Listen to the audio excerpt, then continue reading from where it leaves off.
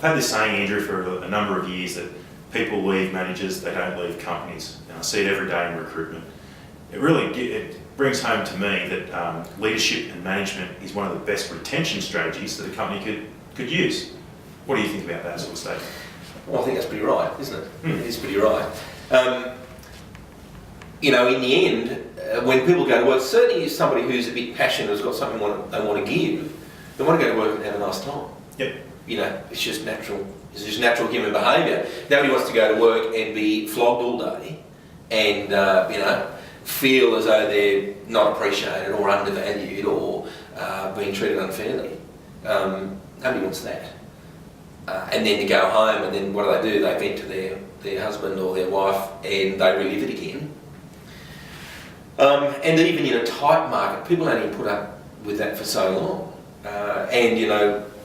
Craig, you came along to that leadership course I've just done, and one of the key things we talk about is how what's going on in here drives what we say and how we behave.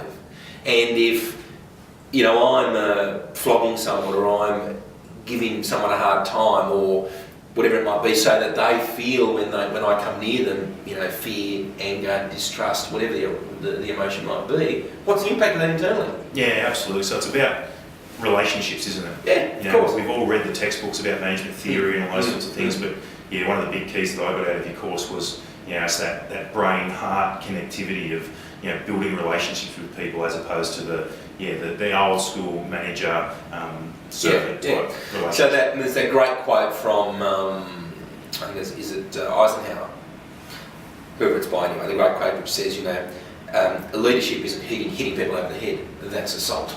Yeah, absolutely. And what you want to do, is that other great saying where they say, what do managers do? Managers light the fire under people. Leaders light the fire in people. And that's what you want. You want people to find their own passion, their own motivation. So when they're turning up to go to work, they love coming. Yep. They're doing something they are motivated because they're winning, they feel great about what they're doing.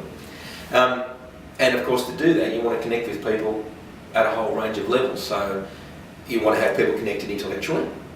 What does that mean? It means that they need to know where you're going, what they're here for, and not just to make money.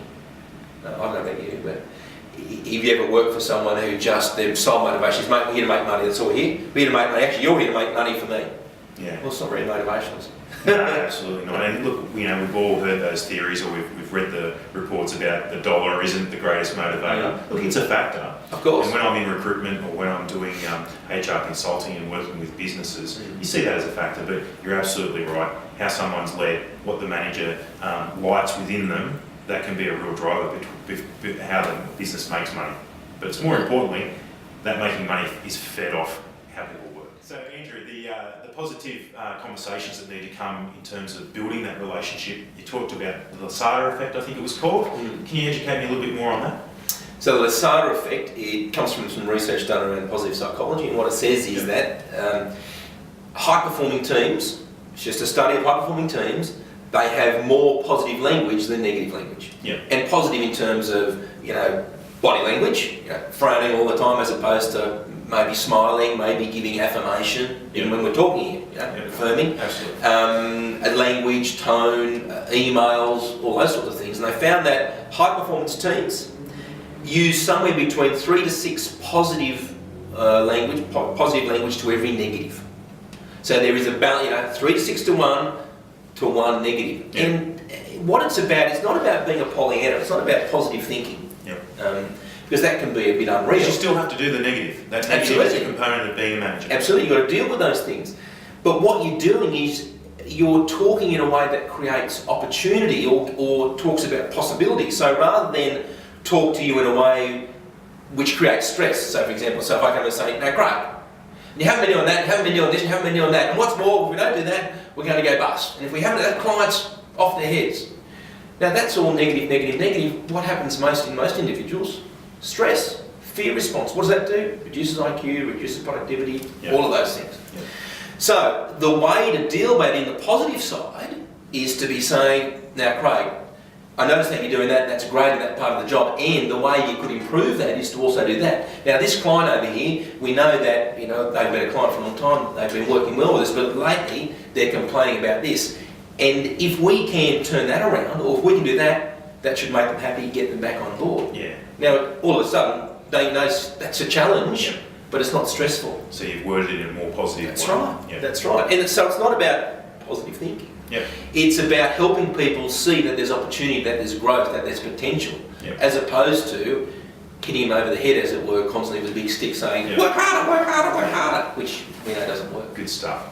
So I think we both agree that, yeah, people lead managers, they don't lead companies. So true. For me, it's all about finding the right managers today and giving them the skills and the knowledge to manage better. But it's also about planning, succession planning. So I work with a lot of companies that are gearing up to the future. They're looking at who they're going to promote into the leadership roles of tomorrow. So what you're talking about now could be a real good source of information for them as they grow into those potential roles. So you've got a course coming up soon in Newcastle. Can you give us a little bit of information about that? Okay, yeah, course coming up, 3-day course run on consecutive Fridays, starts the 9th of August. Yep.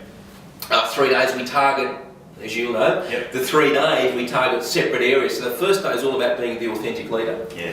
Because you know what, there's no right or wrong leadership style. Yep. Your style is the best style. So the first day it's all about unleashing and being that authentic you. Because it's about relationship building and you've got to be yourself. And so then you're going to make them walk like a matador at the last. Yes, we do have a fun, and look, don't give too much away. Right? We have a bit of fun, get into walk like a matador. But the second day, what we focus on is it's all about mastering the leader's relationship. So now that I'm going to turn up as myself, I'm going to look after how I feel. Yep. Now it's about, well, okay, how do I relate to people? How do I get on with people? How do I have those difficult conversations? Yep. What's my intention towards those people? Because you know what, everyone wants the benevolent leader, someone who they think has got them in mind doing the right thing by them. So we focus on that the second day, and you'll know we have some games, we have some tough conversations. And then the very last day, we go on to, okay, I've looked after you, I now know how to relate to people, how do I bring a team together? And so we go through the 5 key stages of bringing a team together, and I give you the tools to then so you can go straight back to your team and start to roll these things out. So the team can really start to perform, and that's really lighting that team fire, as it were. So they're the 3 separate days. Go to andrewhughes.com, very simple. You'll see the leadership workshop banner at the bottom of the front page. Just click on there and it takes you to the page where you can register. Excellent. It'll be 3 great days. We're at Noah's, so we'll have a great view of the beach. We'll have some great food, and we'll certainly have 3 fun days. That's an important part of any training. You've got to have fun because it helps you learn. Good stuff. All right, well, thanks for coming along today, Thanks Andrew. for having me. Appreciate your time. Good on you, mate. Cheers.